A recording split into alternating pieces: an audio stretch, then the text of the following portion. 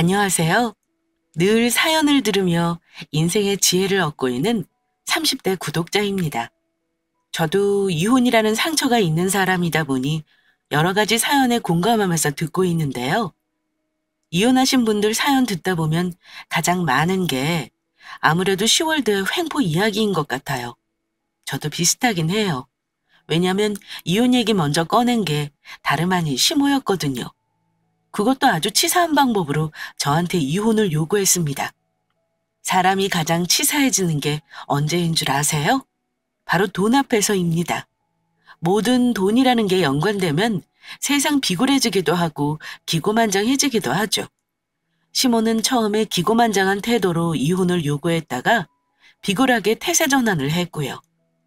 저는 비굴하게 저 붙잡는 시모의 애원을 매몰차게 뿌리치고 이혼했습니다. 1년이 지난 일이지만 기억을 잘 떠올려서 전 시모와 우리 부부 사이에 어떤 일이 있었는지 지금부터 사연 시작해 보겠습니다. 저는 전 남편과 결혼 3년 차에 이혼했고 둘 사이에 아이는 없습니다.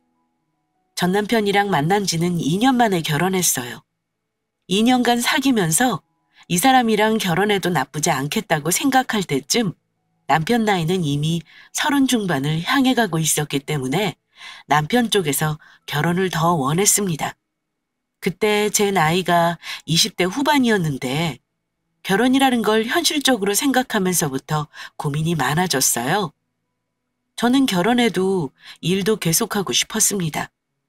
친구들과 여행도 자주 다니고 싶었고 하고 싶은 게 아직 많았거든요.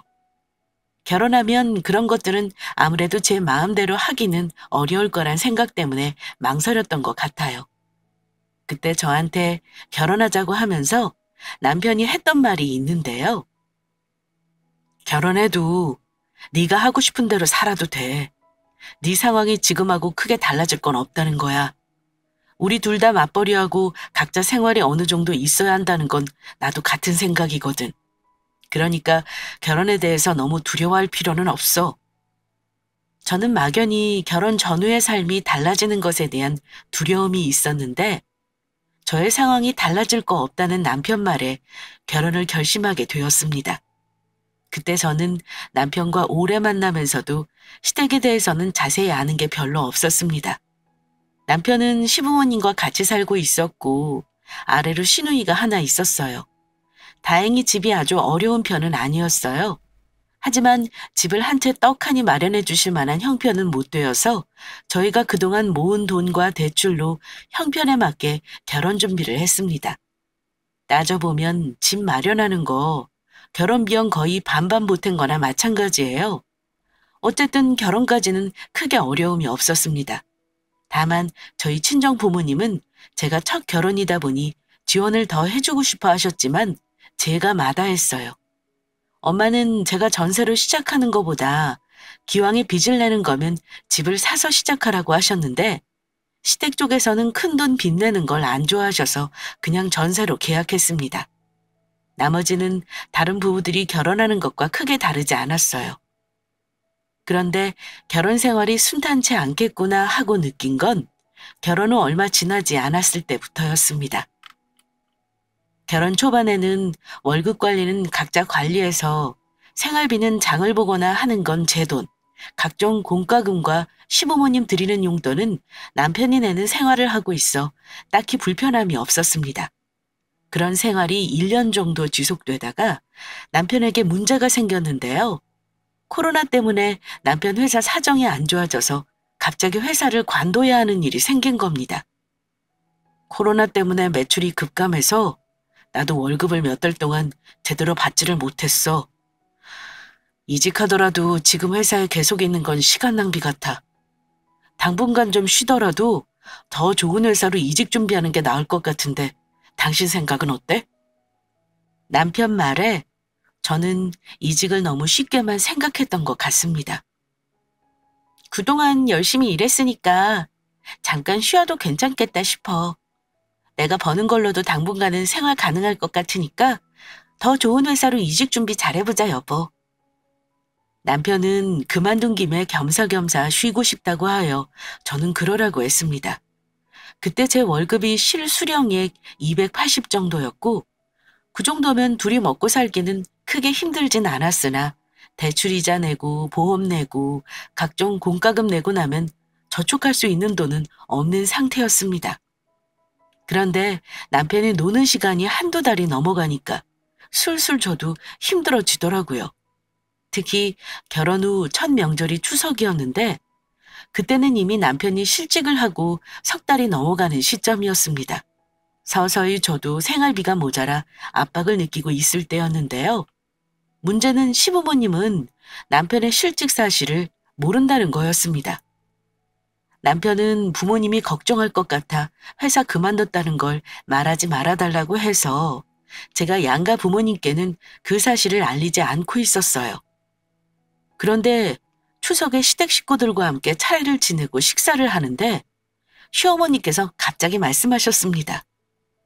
얘야, 이번 달 생활비가 좀 부족하구나. 조금만 더 보태줄 수 있겠니? 원래 니들이 30만 원씩 보냈었는데 갑자기 10만 원을 줄여버리니까 조금 모자라서 그런다. 이렇게 말씀하시는데 순간 당황스러웠습니다. 원래 남편이 보내던 용돈이 30만 원이었는데 제 월급으로 생활하면서 용돈을 줄였거든요. 생활하는데 제 월급만으로도 빠듯한 상황이었기 때문에 드리는 용돈을 줄이는 건 불가피했습니다. 하지만 시모 요구를 차마 거절할 수 없었습니다. 남편 얼굴을 보니 절대 자기 실직한 사실을 말하지 말아달라는 눈치였고요. 어머니, 혹시 지금 20만 원씩 드리는 게 많이 부족하신가요? 저희가 이래저래 돈 나갈 것이 많아서 몇 달만 좀 줄여서 드리려고 한 거라서요. 저는 완곡히 거절의 뜻을 전했지만 어머니는 기분이 상하신 듯 제게 이렇게 말씀하셨습니다. 결혼하니까 부모한테 하는 게 이렇게 달라지는 거냐? 너랑 결혼하기 전에 우리 치혁이는 월급 나한테 다 갖다 줬어. 근데 우리 아들 버는 돈 네가 다 가져가면서 부모한테 하는 최소한의 도리도 하기 싫다는 거니? 그러자 결국 옆에 있던 남편이 입막음을 하듯 말했습니다. 엄마 알았어요. 내가 알아서 이 사람하고 상의해 볼게요. 근데 원래 드리던 것보다 더 많이 드리는 건 저희도 좀 힘들어요. 그래 알았다.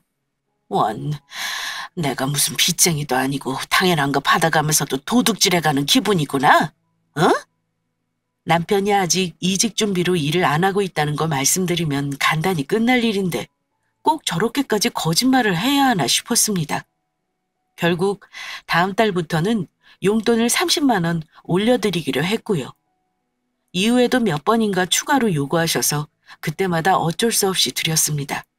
그런데 매번 돈 달라는 전화는 저한테 하시면서 아들이 버는 돈이 네 부모에게 주는 건 당연하다는 듯이 말씀하시는 통에 제가 마음고생을 어지간히 했습니다.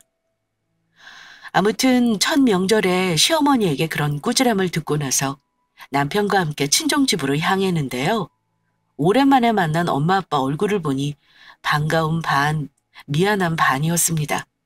엄마 아빠는 두 분 모두 저희 부부에게 맞벌이 하느라 고생한다 하시며 안쓰러워 하셨습니다. 그러면서 나더러 직장 생활 힘들지 않냐고 물으셨어요. 둘 다 회사 다니랴 살림하랴 힘들지. 은영이 너는 직장 생활 어때? 요즘은 힘들게 하는 사람 없어? 힘들면 너무 너 혼자만 하려고 하지 말고 김서방한테 이것저것 도와달라고 해. 남자 요령껏 부려먹는 것도 여자 능력이다. 이렇게 말씀하시는데 제가 그만 울음을 터뜨리고 말았습니다. 솔직히 말하면 힘들었거든요. 내색하지 않으려 했는데 부모님 앞에서는 도저히 감춰지지가 않더라고요. 엄마, 근데 조금 힘들긴 해. 결혼하고 나면 신경 쓸 게 이렇게 많은 건 줄 몰랐어. 남편은 제가 울자 당연히 당황했고요. 괜히 걱정 끼쳐드리고 싶지 않았지만 제가 울자 엄마는 뭔가 이상하다고 생각을 하셨는지 자꾸 무슨 일이냐며 캐물으시는 거예요. 저는 거기서 제 속마음을 더 이상 감추지 못하고 남편의 실직 사실을 털어놔 버렸습니다. 엄마, 김서방 회사 그만뒀어요. 지금 벌써 석 달이 넘어가는데 이직이 쉽지가 않은가 봐. 사실 그것 때문에 요즘 조금 힘들어. 퇴직금은 남편이 건드리지도 못하게 하고 당장 내 월급으로 먹고 살려니까 하고 싶은 거 아무것도 못하고 살아. 그러자 엄마 눈이 휘둥그레졌습니다. 아빠도 마찬가지였고요. 아니 이게 대체 무슨 소리야? 어? 나이가 몇인데 벌써 집에서 놀면 어쩌자는 거야? 김서방, 회사 그만둔 게 사실이야? 이거 자네 부모님은 아시나? 그러자 남편은 사실은 이직을 한두 달 안에 할 거라고 생각해서 말씀을 안 드렸어요. 근데 막상 회사 나오고 보니 더 좋은 조건으로 들어가는 게 쉽지가 않아서요. 이참에 제 사업을 시작해볼까 구상만 하고 있는데 금전적으로 좀 힘들어서 고민만 하고 있었고요. 결혼한 지 얼마 되지도 않아서 이런 걱정 끼쳐드려서 정말 죄송합니다. 남편은 생각보다 차분하게 친정 부모님께 사과를 하더라고요. 엄마는 굉장히 걱정스러운 얼굴이었는데 그때 친정아빠가 엄마를 진정시키면서 해결책을 찾아보자고 하셨습니다. 저는 부모님이 놀라실 줄 알았지만 그런 식으로 심각하게 해결책까지 고민해 주실 줄은 예상치 못했습니다. 그래, 자네가 생각한 사업이 뭔지 말해줄 수 있는가? 아빠가 남편에게 진지하게 물었는데 남편이 그때부터 얼굴에 화색이 돌더니 자기가 생각한 사업을 술술 말하더라고요. 남편 말을 들어보니 회사 다닐 때 같이 퇴사한 상사가 있는데 그분은 이미 회사 다닐 때부터 사업을 시작하셨다고 하더라고요. 그분이 계속 남편에게 같이 일을 해보지 않겠냐고 제안을 하셨는데 퇴직금은 물론 자본금이 더 필요한 일이라 대출 때문에 망설이고 있다고 하는 겁니다. 저는 그쪽 업계 일을 잘 모르지만 친정아빠는 사업을 하시는 분이라 잘 알아들으시는 듯 했습니다. 일단 김서방 무슨 얘기 하는지는 잘 알았네. 그런 일이 있었으면 시간 끌지 말고 처음에 털어놨어야지. 그랬으면 지금처럼 급하게 고민 안 했을 거 아닌가. 뭐든 너희들 힘으로 해결하려고 하는 건 우리도 알겠지만 이런 일은 너희 결혼 생활이 달린 문제인데 당연히 부모한테도 얘기하는 게 맞는 거야. 알겠어? 아빠는 이렇게 말씀하시면서 그날은 우리 얘기만 들어주셨고 일단 생각을 좀 해보자고 하시며 저희를 집에 돌려보내셨습니다. 그런데 얼마 후에 친정아빠가 큰 결단을 내려주셔서 남편이 사업을 시작할 수 있게 되었습니다. 저희 친정아빠가 금전적인 부분을 도와주시기로 했기 때문에 가능한 일이었어요. 그것도 무려 3억이나 되는 돈을 현찰로 도와주셨습니다. 하지만 그냥 주신 건 아니었고요. 당연히 차용증을 썼고 초기 자본금 1억은 사업 초반에 상환하는 게 조건이었어요. 남편이야 입이 떡 벌어졌죠. 대한민국 어느 처갓집에서 사위가 사업한다는데 3억이라는 돈을 한 번에 주겠어요? 저희 부모님은 매달 다세대 주택이랑 오피스텔에서 나오는 임대료가 있고 사업소득이 또 있으셨기 때문에 현금이 여유가 있으셨던 분들이었지만 아무리 돈이 많아도 사위 사업자금으로 그런 큰 돈 턱하니 내줄 수 있는 거 쉽지 않은 일입니다. 그런 쉽지 않은 결심하신 건 하나뿐인 장녀 시집 보냈는데 울기까지 하면서 마음고생하는 거 보기 싫어서라는 거 저는 잘 알고 있었습니다. 아무리 그래도 사업이 가망 없다면 그런 돈을 내줄 리 없었겠죠. 다행히 남편은 사업에는 소환이 있었는지 다른 사람들은 전부 고전하고 있다는 그 시기에 승승장구하면서 사업을 잘 꾸려나갔습니다. 사업 시작하고 나서 신기하게 월급보다 더 많은 돈을 받아왔던 달에 그렇게 기쁠 수가 없었습니다. 그제야 남편은 실직했던 일과 이직을 위해 애썼지만 잘 안 되어 사업을 시작하게 된 이야기를 자기 부모님에게도 털어놓았고요. 그 얘기 듣고 나서 보통의 부모 같으면 자식 며느리를 안쓰러워하고 친정 부모님께 고마워하는 반응을 보이는 게 정상일 텐데요. 결론만 말씀드리자면 우리 시부모님은 그러지 않았습니다. 일단 남편 사업이 시작이 좋은 걸 오로지 아들이 잘나서인 줄만 아셨고요. 특히 가장 중요한 사실을 모르셨는데요. 남편은 우리 아빠 도움으로 사업을 시작할 수 있었다는 걸 자기 부모님께 말하지 않았습니다. 당신은 왜 매번 부모님한테 우리 상황을 솔직하게 얘기를 안 해? 당신 사업하는 것도 그래. 우리 부모님 도움받아서 한다는 거 당연히 알고 계셔야 하는 게 맞지. 그런 거 굳이 감추는 이유가 뭐야? 그런 큰돈 빌렸다는 거 아시면 우리 부모님 마음이 편하시겠어? 어차피 내가 다 갚아야 하는 돈이잖아. 굳이 그런 걸 뭐하러 말해? 그냥 사업 잘 된다는 것만 아시면 되는 거지. 당신은 혹시 쓸데없는 거 우리 부모님한테 말하지 말고 아무 소리 하지 말아줘. 내가 되면 내가 알아서 다 말할 테니까. 남편은 이런 이유로 저희 부모님의 도움을 시부모님에게 알리고 싶어 하지 않았습니다. 본인이 얘기한다고 한 말을 믿고 저는 당분간 모른 척 하기로 했고요. 굳이 제가 먼저 떠벌릴 이유도 없었으니까요. 다행히 남편은 순조로운 듯 했습니다. 그 이듬해부터 저희는 아이를 가지기 위해 준비를 시작했는데요. 생각보다 자연 임신이 잘 되지 않아 몇 번 시도 끝에 결국 병원에 가서 제가 먼저 검사를 받게 되었습니다. 그런데 뜻하지 않게 제가 난임 진단을 받게 되면서 제 결혼 생활이 또 다른 위기를 맞게 되었습니다. 직장 생활하는 게 아무래도 스트레스를 많이 받기 마련이라 저는 당분간 휴직을 하고 집에서 몸을 좀 건강하게 만들 계획이었는데요. 남편 사업도 안정적으로 자리 잡아가고 있었기 때문에 남편과 상의 끝에 휴직을 결정했습니다. 그런데 제가 휴직하고 집에서 쉬면서부터 전에는 몰랐던 시어머니의 시집살이가 시작되더군요. 거기에 질려 결국 이혼까지 결심하게 되었고요. 어머니는 제가 난임이라는 걸 아시고 나서 저에게 상처를 주는 말을 종종 하셨는데요. 특히 제가 힘들었던 건 저희 집 며느리와 비교를 자주 하셨다는 겁니다. 하필이면 시댁이 멀지도 않아서 친정 식구들보다 볼 일이 많기도 했는데요. 저는 일부러 그러시는 건지 아이 못 가지는 문제로 상처 주는 말을 하시곤 했습니다. 지혁아, 너 엄마 친구 영미 이모 알지? 걔네는 결혼한 지 3달 만에 애가 들어서서 벌써 지난주에 아들을 떡하니 낳았다더라. 내가 그 말 듣고 얼마나 부러웠는지 알아? 우리는 왜 손주 소식 없냐고 그러는데 내가 할 말이 있어야지 뭔. 에휴, 아니 나이도 어린데 왜 너는 애가 안 들어선다니? 엄마도 참, 그게 뭐 이 사람만의 잘못이겠어요?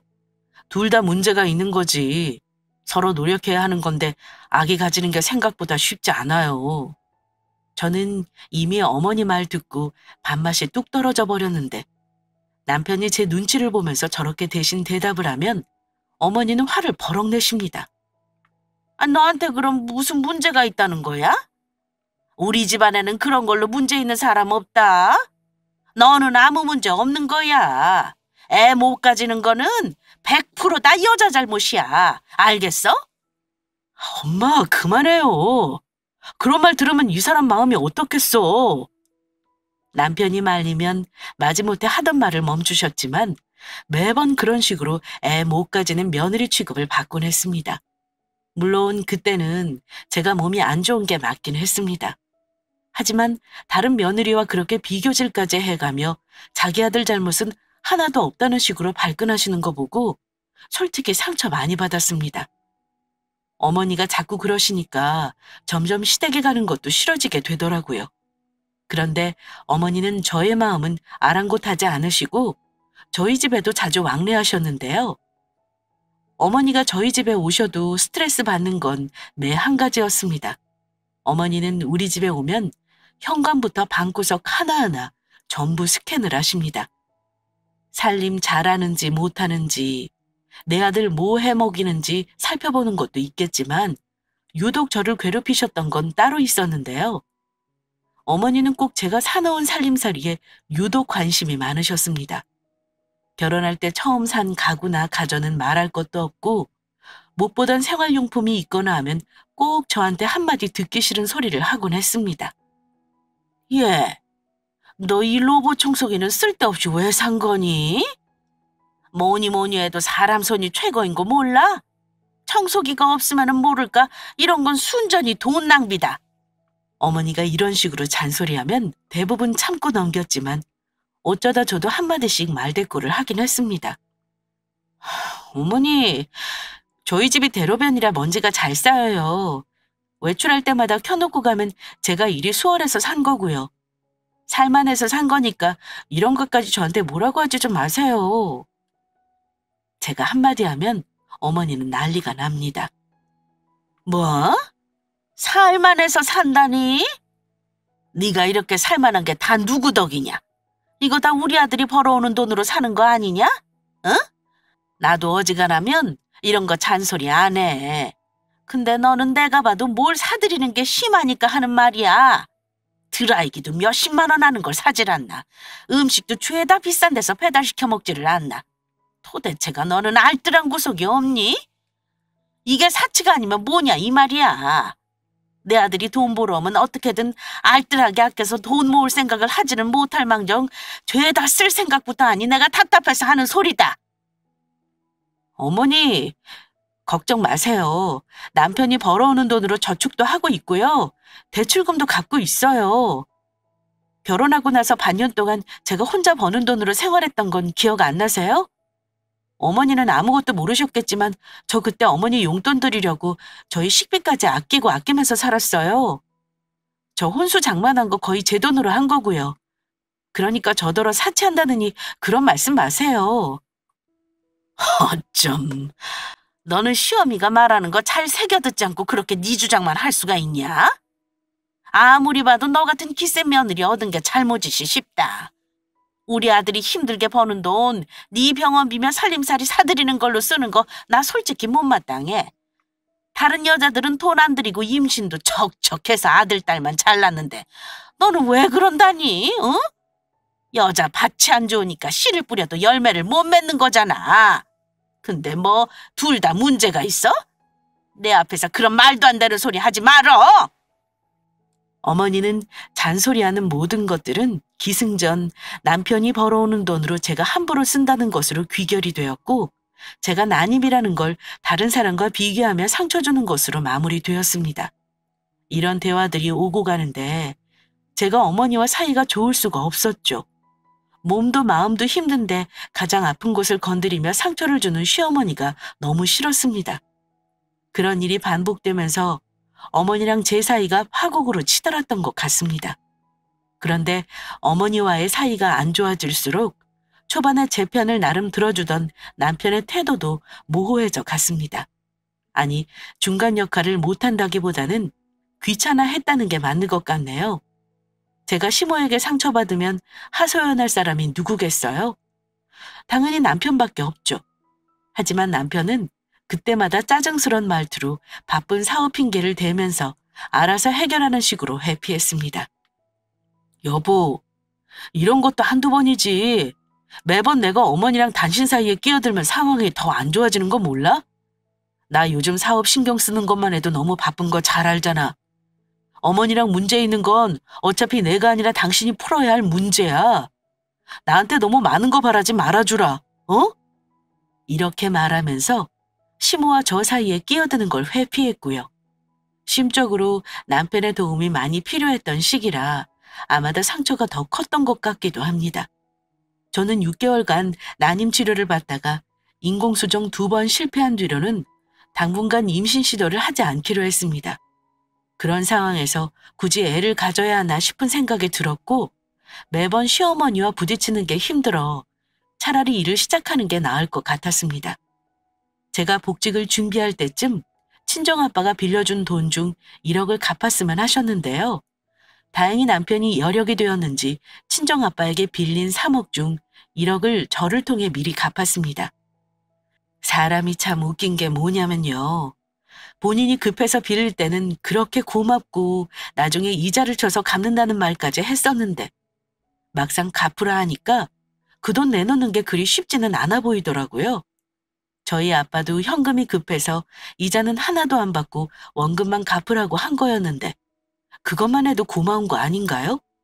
그런데 저한테 남편이 한다는 말이 장인어른은 부모 자식 간에 돈 빌리면서 무슨 차용증을 쓰고 시한을 딱 맞춰서 갚으라 그러시냐?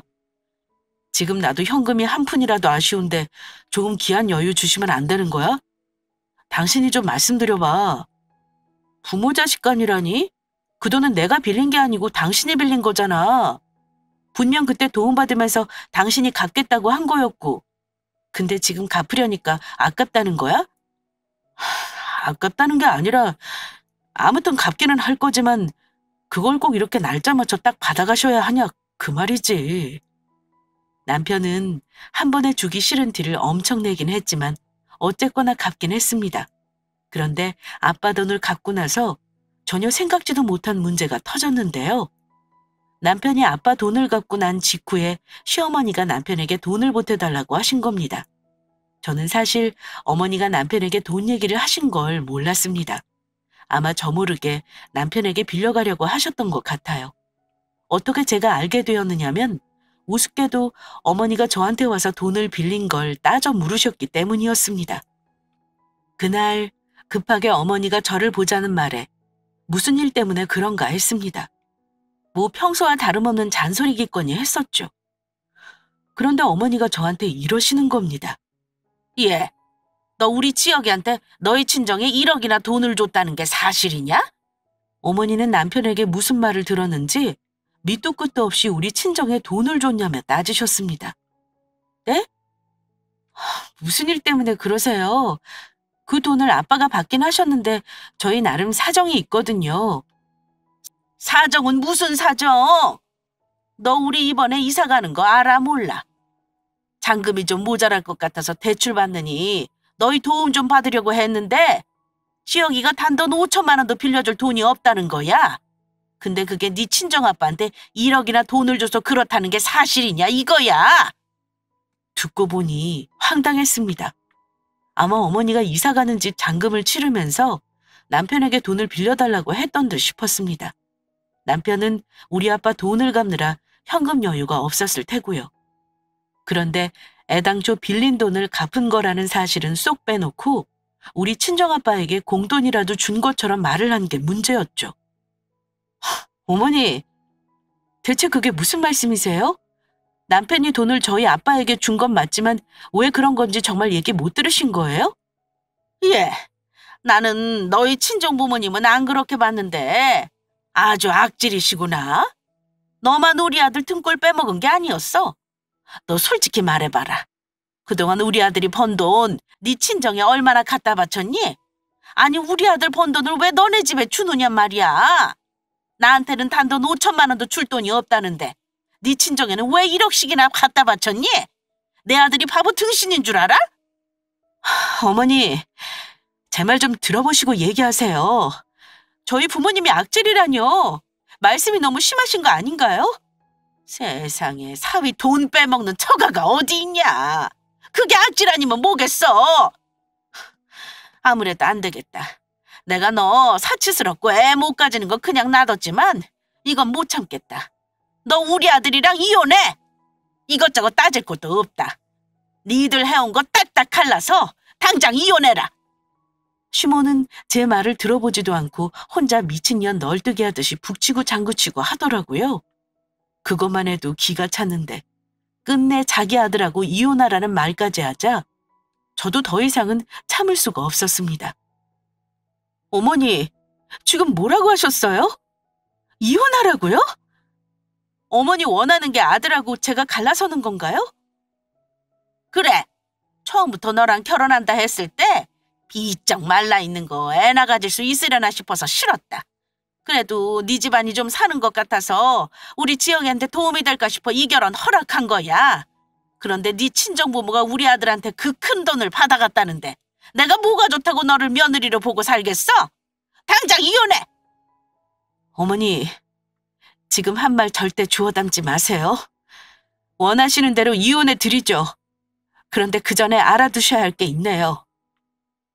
하고 싶은 말 있으면 들어줄 테니 해라. 그리고 내 아들은 놔줘. 어머니는 모르셨나 본데요. 사실은 어머니, 우리 아빠한테 드렸다는 1억이요. 그거 빌린 돈 갚은 거예요. 저희 아빠가 원래 돌려받을 돈이었다고요. 제가 빌린 돈을 갚은 거라는 말을 했더니 어머니는 당황하시더라고요. 뭐야? 뭘 빌려? 우리 지혁이가 그런 큰 돈을 왜 너희 부모한테 빌린 거니? 실없는 말 하지 마라. 어머니 아들이 워낙 효자라서요. 어머니 걱정하실까 봐 예전에 직장 관둔 것도 감추고 집에서 제가 버는 돈으로 먹고 산 것도 모르시죠? 저희 부모님이 그때 남편 사업 자금하라고 3억이나 빌려주셨고요. 그중에 1억만 이번에 갚은 거라고요. 아시겠어요? 어머니는 참 좋으시겠어요. 본인이 사고 치는 거 감쪽같이 숨기는 아들 덕에 맘 편히 지내셔서요.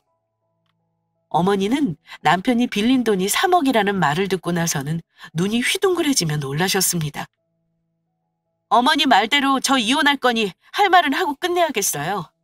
아빠가 나머지 2억은 천천히 갚으라고 하셨지만 제가 이혼한다면 상황이 다르죠. 이혼 절차 마무리되기 전까지 그 돈 다 갚으라고 할 거니까 그렇게 아셔야겠네요. 더 할 말 없으면 돌아가세요. 이따가 남편 오면 바로 이혼 서류 써서 법원에 갖다 낼 테니까요. 저도 거의 반실성한 상태로 눈을 부릅떠가며 악을 썼던 것 같습니다. 시어머니도 아마 저의 그런 모습을 처음 봤을 거라 생각합니다. 그것만 해도 놀라셨겠지만 자기 아들 사업 자금을 우리 친정 부모님이 빌려줬다는 걸 아신 건 큰 충격이셨을 겁니다. 본인들은 어차피 아들이 힘들다 해도 그 정도 도와줄 여력은 안 되었고요. 그런 큰 돈을 두말 없이 빌려준 친정 부모님이었는데 자기 딸한테 이혼하라고 한 시모 얘기를 듣는다면 저희 부모님 반응이야 불보듯 뻔한 거죠. 빌려간 돈 당장 갚으라고 할 건 자명한 거고요. 시어머니는 앞으로 어떤 일이 일어날지 마구 머리를 굴리셨겠죠. 그러더니 목소리를 갑자기 한 톤 낮추시며 저한테 이러시더라고요. 예, 일단 진정해라. 이따가 지옥에 오면 내가 자세히 다시 물어보면 될 거 아니니? 너는 내가 그런 사정 모르고 화가 나서 좀 막말을 했다고 그걸 물고 늘어지니? 이혼은 무슨, 이혼이 뭐 그리 쉬운 줄 알아? 우리가 10년, 20년 같이 산 부부도 아니고요. 애도 없는데 이혼이 어려울 게 뭐가 있어요? 남편 놈은 툭하면 자기 잘못 감추는 거짓말이나 하고 시어머니는 저 인격 모독하면서 깔보는데 제가 이 집안에서 뭐하러 며느리 노릇을 해야 하는지 모르겠네요. 어머니가 원하시는 애 턱턱 잘 낳고 알뜰살뜰한 며느리 새로 얻으세요. 저는 돈 받을 거 받고 이 집안하고 인연 끊으려고요. 어머, 예! 내가 언제 새며느리 드린다고 하던? 아무튼 이혼은 안 될 말이야. 아까 그 말은 내가 심했구나. 일단 오늘은 내가 갈 테니 너 진정하고 나중에 다시 얘기하자. 시어머니는 황급히 자리를 떴지만 저는 어머니가 가신 후에도 화가 가라앉지 않아 남편이 올 때까지 씩씩거리고 있었습니다. 어머니가 미리 남편에게 귀뜸을 했는지 남편이 집에 와서는 제 눈치를 봐가며 비위를 맞추려 하길래 제가 그랬습니다. 어머니한테 대충 얘기는 들었지? 우리 아빠 돈 갚은 거 가지고 나한테 난리치시더니 나한테 이혼하라고 하셨어.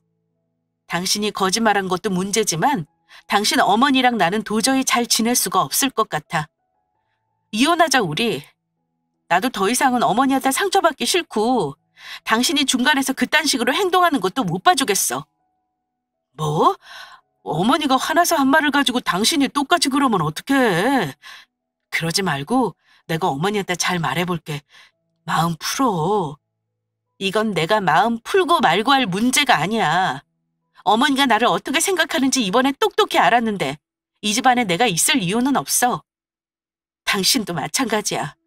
당신 부모하고 연 끊고 살 수 있어? 그럴 거 아니면 앞으로 같은 문제로 계속 싸우게 될 거라는 거 몰라?